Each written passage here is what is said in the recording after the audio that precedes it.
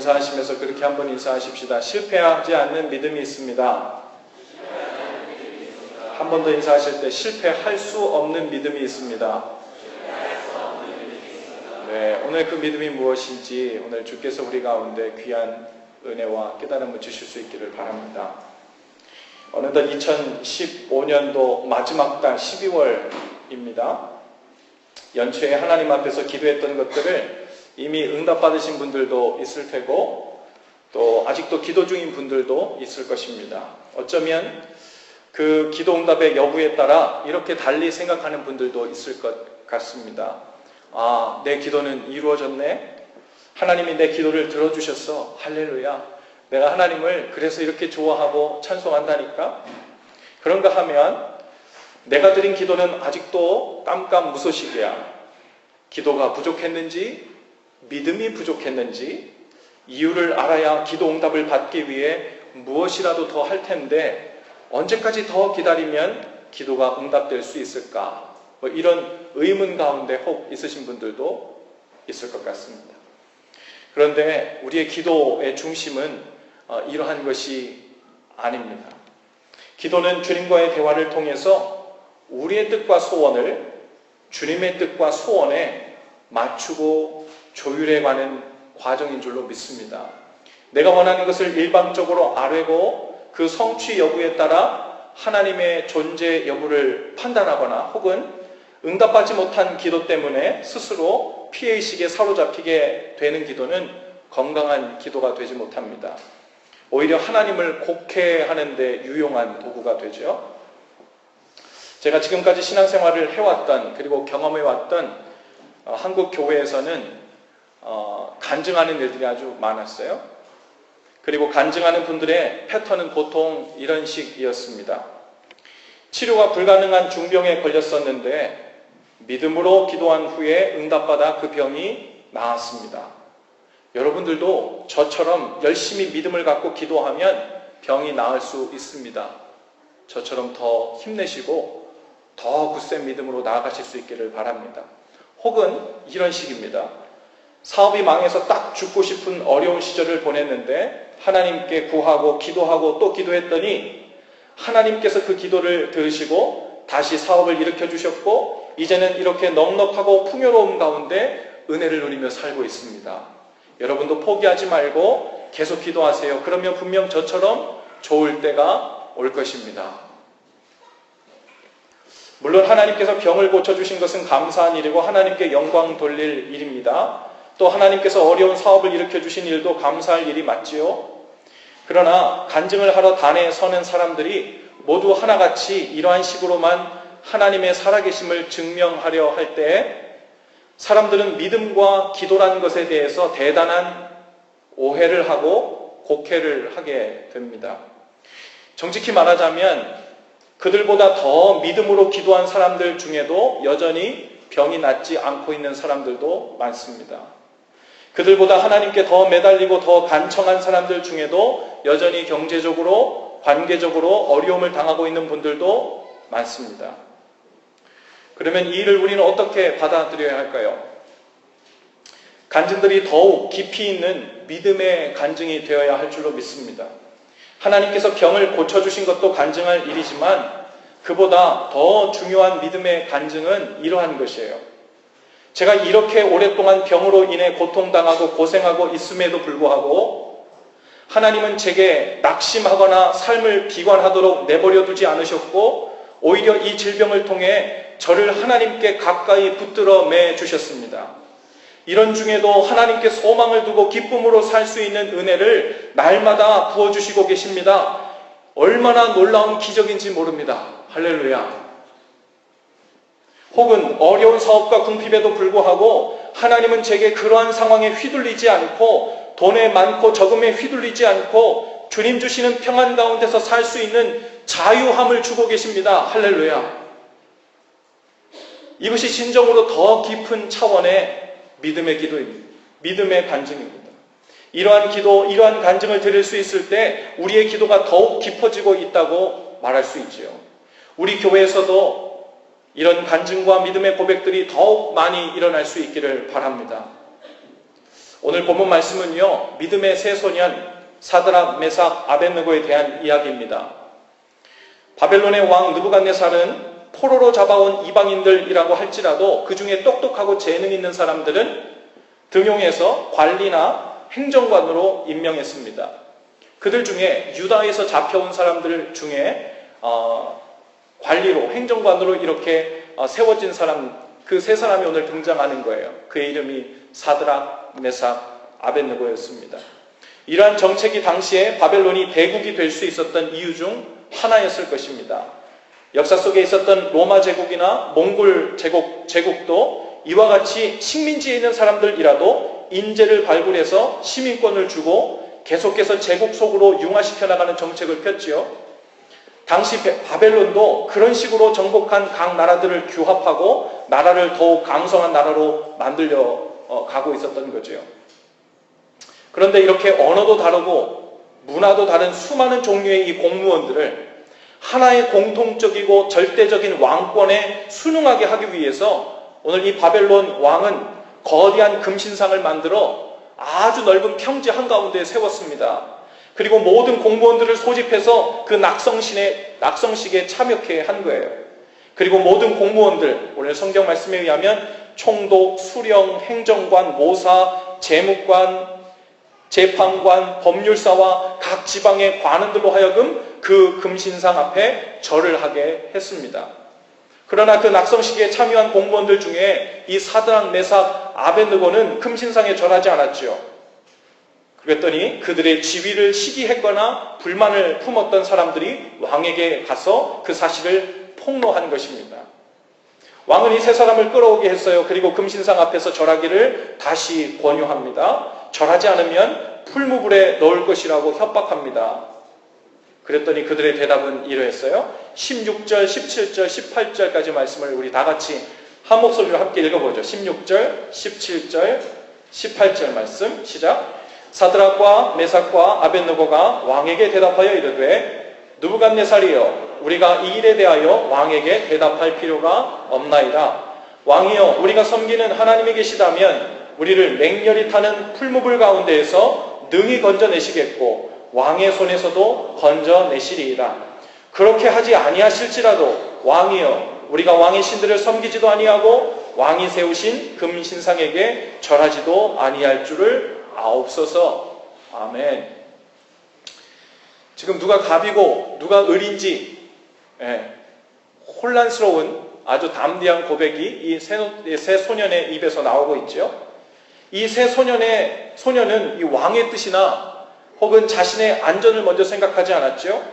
우상에게 절하지 말고 오직 하나님만 섬기라는 하나님의 뜻을 우선하고 그 뜻에 반응하기로 결단했던 거예요. 그리고 그들이 그렇게 담대할 수 있었던 것은 두 가지 믿음이 그들에게 있었기 때문입니다. 첫째는 17절에 고백한 것처럼 그들이 하나님의 뜻에 순종할 때 하나님께서는 풀무불 속에서도 자신들을 구원해 내실 것이라는 믿음이었습니다.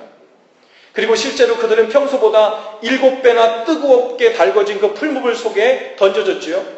하지만 하나님께서 천사들을 보내셔서 머리털 하나 상하지 않고 보호하게 하셨어요. 대단한 일이고 감사할 일입니다. 하나님께 영광 돌릴 일이고 그 이름을 칭송할 일입니다. 그런데 우리가 여기까지만 읽거나 혹은 여기에만 신앙의 포인트를 두면 아주 대단한 큰 오해에 빠지게 됩니다. 하나님의 뜻에 순종하여 믿음으로 반응했던 역사 속의 모든 사람들이 이 세 소년처럼 보호하심을 받고 구원을 받았습니까? 그렇지 않아요. 일례로 초대교회 성도들도 로마 황제로부터 똑같은 도전을 받았어요. 예수 그리스도를 부인하지 않으면 화형을 당하고 사자굴에 던져지게 될 거라고 엄포를 놨죠. 그들은 믿음을 택했고 결국 장엄하게 순교했어요. 사자굴에서 보호하심을 받지 못했고요. 화형당하는 것으로부터 건짐을 받지 못했습니다. 그러면 이들은 이 세 소년보다 믿음이 적어서 사자들로부터 보호받지 못하고 불에 타 죽은 것일까요? 그렇지 않지요. 초대교회 순교자들은 그 죽음으로 인해 더욱 그들의 믿음이 깊은 차원의 것이었음을 오히려 우리에게 증거하고 있습니다. 사드락, 메삭, 아벳느고가 왕 앞에서 그렇게 담대하게 반응할 수 있었던 이 두 번째 이유, 그것이 바로 18절 말씀입니다. 다시 한번 18절 말씀을 읽어보죠. 시작. 그렇게 하지 아니하실지라도 왕이여 우리가 왕의 신들을 섬기지도 아니하고 왕이 세우신 금 신상에게 절하지도 아니할 것을 아옵소서. 그렇게 하지 않으실지라도, 즉 하나님께서 만일 우리를 저 풀무불 가운데서 건져내지 않으실지라도 하나님의 뜻을 따르겠다는 결단은 변함이 없다는 거예요. 왜일까요? 한번 말한 거 번복하기 싫어 사나이 자존심 때문일까요? 아닙니다.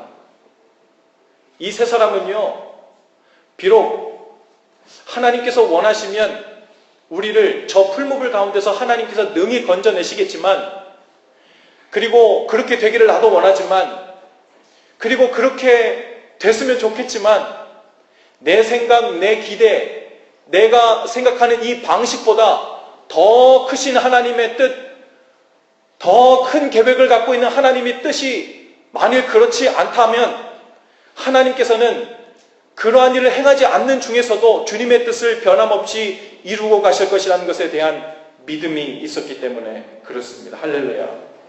어떤 신학자들은 이러한 믿음을 가리켜 radical optimism, 철저한 낙관론이라고 이야기합니다. 이것은 요즘 유행하는 성공주의 신학이 말하는 그런 값싼 낙관론이 아니에요. 대강 모두 잘 될 거야. 조금만 참아. 그러면 좋은 날이 올 거야. 이런 정도의 세상의 낙관론을 이야기하는 것이 아닙니다. 사람의 생각과 가능성이 한계에 이르렀을 때 비록 우리가 이해하지 못하지만, 비록 하나님의 뜻이 어디 있는지 알지 못하지만 하나님의 가능성을 철저히 의지하는 것이고 하나님의 뜻이 멈추지 않고 계속해서 진행된다는 것을 믿음으로 받아들이는 것입니다. 그리고 그 하나님의 뜻은 절대로 멈추거나 실패하지 않는다는 믿음이 바로 철저한 낙관론입니다. 세상이 말하는 세속적 낙관론은요, 나름대로 좀 잘 참아보는 낙관론이에요. 잘 견뎌보는 거예요. 하지만 그 목적은 무엇이냐면 결국 내가 원하는 대로 되는 거예요. 어려움 속에서도 잘 참고 견디면 언젠가는 내가 원하는 좋은 날이 오고 성공하는 날이 오고 병이 치유되는 날이 오고 부자가 되는 날이 올 것이라는 것을 기대하는 것, 이것이 세상이 말하는 낙관론이에요. 분명히 하나님께서 풀무불과 사자굴에서 구해주실 것이라는 것, 결국은 그렇게 결론이 날 것이라는 것, 그것이 세상이 가르쳐주고 성공주의 신학이 가르쳐주는 낙관론입니다. 그러나 radical optimism, 철저한 낙관론, 이것은 비록 병이 치유되지 않고 부자가 되지 않고 풀무불과 사자굴에서 순교를 하게 되더라도 우리를 향한 하나님의 선하신 뜻은 우리의 생각을 뛰어넘는 영역에서 여전히 실패하지 않고 이루어질 것임을 믿는 것입니다. 할렐루야. 이런 기도의 정점에 계셨던 분이 바로 예수님이세요. 겟세마네 동산에서 예수님은 십자가를 통한 고난과 죽음을 앞두시고 하나님께 기도하셨습니다. 세상의 모든 고통과 폭력이 예수님을 겨냥하고 있는 이런 분위기 속에서 기도하셨어요. 하나님, 가능하시면 이 잔을 제게서 옮겨주시면 안 되겠습니까? 이 십자가를 지고 죽는 방법 말고 하나님의 뜻을 이룰 수 있는 다른 길은 정녕 없는 것입니까? 하고 예수님께서 겟세마네 동산에서 땀방울이 핏방울이 되도록 간절히 구하셨다고 우리는 성경에서 읽습니다. 그 기도를 드린 후에 하나님의 응답은 무엇이었죠?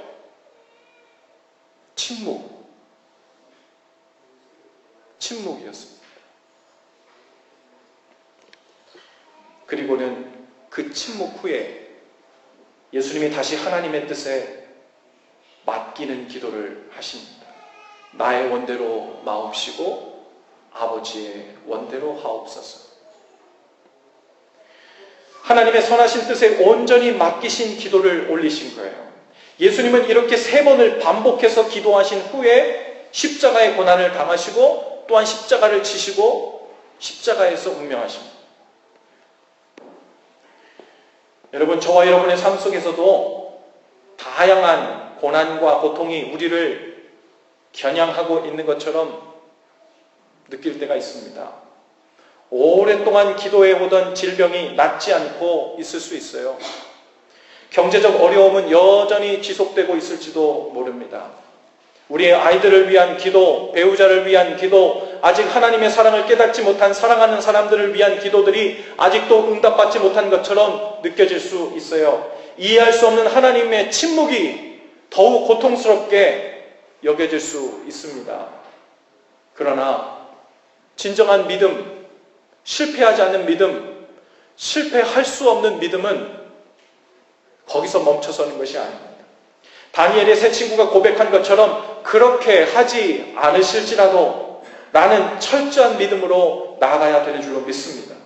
이어서 예수님께서 기도하셨던 것처럼 나의 원대로 마옵시고 아버지의 원대로 하옵소서. 그것이 비록 내가 원하던 것은 아니지만 내가 고난을 받고 십자가에 못 박혀 죽고 모든 것이 실패로 돌아간 것 같은 상황에 처하게 되더라도 이해할 수 없는 상황 가운데 있지만 내 생각, 내 뜻 너머에 있는 하나님의 놀라운 뜻과 그 선하심과 신실하심이 멈추지 않고 실패하지 않고 계속된다는 것을 제가 신뢰함으로 나아갑니다. 여러분, 이런 기도가 우리에게 필요합니다. 하나님의 뜻에 내 뜻을 맞추어 끊임없이 조율하는 기도, 그 기도는요 실패하는 법이 없어요. 실패라는 기도, 실패하는 기도가 생기는 이유는 무엇입니까? 내가 기도해요. 하나님께서 침묵하시는 것 같아요. 그러면 우리는 그 기도 제목을 가지고 하나님께 다시 나아갑니다. 주님, 이 기도 제목에 대한 하나님의 다른 뜻이 있습니까? 혹은 이 기도 제목이 이루어지기 전에 저에게 먼저 이루고 싶은 하나님의 계획이 있습니까?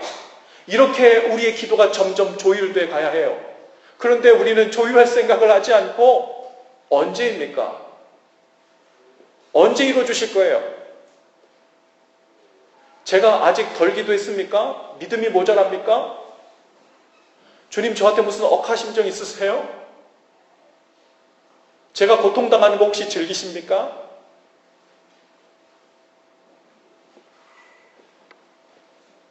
하나님의 선하심과 신실하심에 대한 믿음을 포기하지 않는 한 응답되지 않는 기도란 없습니다. 주님의 뜻 안에서 여전히 여러 모양으로 응답되고 있는 기도만 있을 뿐입니다. 하나님을 철저히 믿는 자들에게는 믿음에서 낙오하거나 실패하는 일도 없습니다. 우리의 모든 인간적인 소망이 끝나고 그 가능성이 제로가 되었다고 생각될 때, 즉 우리의 모든 소망이 다 죽어버렸다고 생각되는 그때에도 하나님의 뜻과 계획은 계속 진행 중임을 믿으실 수 있기를 바랍니다. 실패할 수 없는 철저한 믿음 안에 사는 사람은 복이 있습니다. 그래서 실패할 수 없는 이 기도, 하나님의 뜻, 하나님의 그 소원에 내 소원과 내 뜻을 계속해서 조율해가는 그 기도를 드리고 있는 사람에게는 절망이 찾아올 수가 없어요. 이미 승리한 믿음의 싸움을 하고 있는 것입니다. 여러분 믿으십니까? 우리 옆뒤 좌우에 계신 분들과 그렇게 한번 인사하십시다. 우리의 믿음은 유통기한이 없습니다. 당신의 믿음은 실패할 수 없습니다. 모두 자리에서 다 일어나십시다.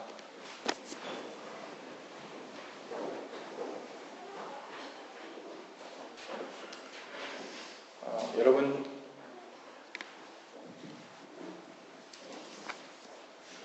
설교 노트 아래쪽에 있는 헌신 기도를 함께 하실 텐데요. 오늘 주신 말씀을 기억하면서 주님, 제가 이렇게 내 기도가 언제 이루어질까 하는 그 타이밍에 맞춰서 내 기도가 헛것이었던가 내 믿음이 잘못된 것이었던가를 판단하는 기준이 아니라 하나님께 온전히 우리의 삶을 통째로 내어 맡기는 기도, 그 믿음을 갖고 여전히 날마다 주님께로 걸어 들어가기 원한다는 그 믿음으로 오늘 이 기도를 함께 올려드릴 수 있기를 바랍니다. 함께 기도하며 나가십시다.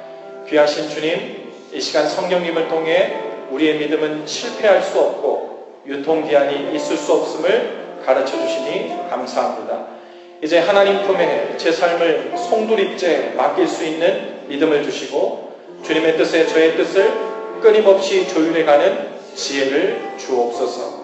어떠한 삶의 형편 가운데 있다고 하더라도 여전히 그 속에서 일하고 계신 하나님의 선하신 손길을 보게 하옵소서.